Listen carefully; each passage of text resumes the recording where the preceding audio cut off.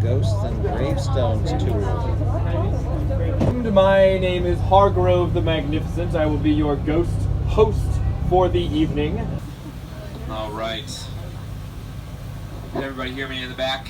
Yeah. Good. All right. Well, good. There's a speaker right by you, so hopefully you can hear me. But again, my name is Hargrove the Magnificent. How many first-timers to the city of Savannah do we have tonight? First-timers to Savannah. Very good. Excellent. Well, I do want to welcome you to Savannah officially. The first thing we ask people when they get to Savannah is, what do you want to eat? Second thing we ask you is, what do you want to drink? And we do have you set up pretty well here in the Historic District. Over 400 restaurants, bars, and cafes in the Historic District alone. Just about 5% of those are national chains, so we do have a little bit of something for everyone. And speaking of something for everyone, this ghost tour has just a little bit of something for everyone. It's a little bit scary, it's a little bit funny. Some things are historically interesting, and some things will just spook you right out of your seat. So be ready for anything tonight, folks. Please, everyone, remain seated while the trolley is in motion. Make sure your hands, arms, legs, magic wands, spouses are inside the trolley at all times. All right, here we are aboard the trolley of the doomed. On your left, you'll see the tail end of the Savannah River. Well, it's been dredged deeper and deeper over time. That river has been transformed into a very swift and dangerous waterway. Not a year goes by that we don't lose a soul or souls to its depths, especially around St. Patrick's Day. This was where Anna, the ghost of Anna, she still haunts this building today. But as we go to the next block, we're going to see this 1790. And I want to point your eyes in the direction of the top floor, third window from the right. There you'll see the effigy of Anna. Anna threw herself from that window when she realized her husband was having an affair. Now, I don't know about you, but I would have thrown him from the window. Right?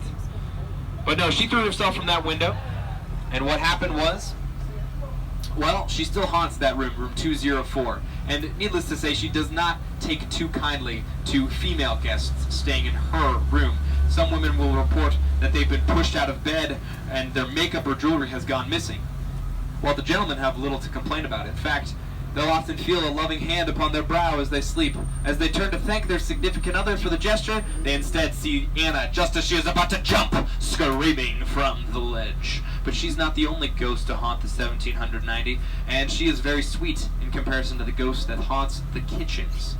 You see, we don't know her name, but it's been lost to history, but we do know that she practiced voodoo and she wore many metal bracelets. And the spirit of the voodoo cook, we call her, it's an angry one. She's been known to bang pots, drop plates, whisper and hiss, all with the sound of those jangling bracelets. And just like Anna, she does not like women. She's especially mean to those women that work in the restaurant today.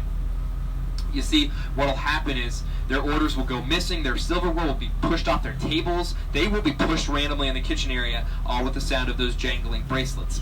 But we're going to be coming to Colonial Park Cemetery. It's going to be on your left as we go through this light, when we go through this next light. And it's Savannah's oldest existing cemetery. It was opened in about 1750, closed about 100 years later, with more than 10,000 Savannians interred inside. And the city made the executive decision to open Laurel Grove Cemetery on the south side of town after new burials were starting to dig up the remains of old ones. Juliet Gordon Lowe, founder of the Girl Scouts. And when she died in 1927, the home was sold to the National Society of Colonial Dames of America in the state of Georgia. Since about 1950, the home has been operated as a museum during the day, and we at Ghosts and Gravestones have the exclusive opportunity to explore this home during the evening hours.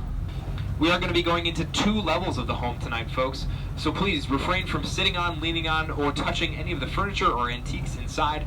This is a 170-year-old house, and many of the pieces that are inside there is just as old as that house. Some are even older.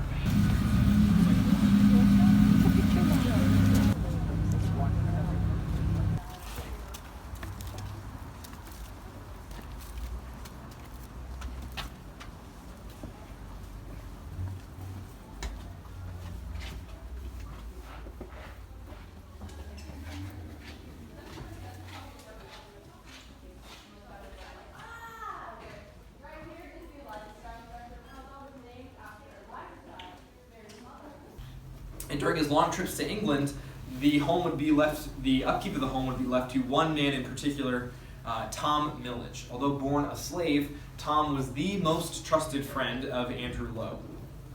And you see, He was the most trusted friend of Andrew Lowe. In fact, no one garnered more respect in their life from Andrew than Tom. They were really, very, very close friends. And in fact, Andrew actually left Tom the sum of $300 per year for as long as he should live in his will. However, they both died in 1886, so Tom was never able to receive his yearly income. But Andrew was able to leave his friend a parting gift, a tombstone to grace his gravesite at Laurel Grove Cemetery South. And it's still there today, and it reads, "In affectionate memory of Thomas A. Millage, for many years, the faithful friend and servant of Andrew Lowe of Savannah." So as you can tell, Tom was a very well-respected member of this home, of this house's staff. And longer than Andrew or his family, Tom lived in here the longest of anyone. And so that's why we attribute a lot of the ghostly activity in this house to Tom himself. Early in the mornings, late into the evenings, their staff will hear footsteps of someone going back and forth across the halls, kind of checking in on things, right? Doors will open without any help, or oddly enough, some doors will sound as if they are opening and then slamming shut.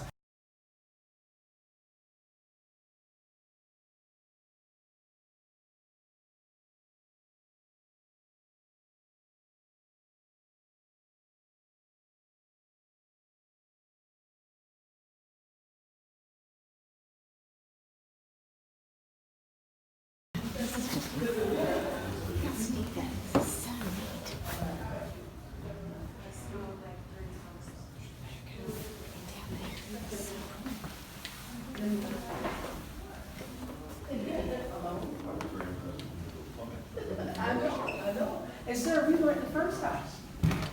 We were at the first house. Come on. I could smell the cigar twice. You know, and people, and I said, nobody smoking,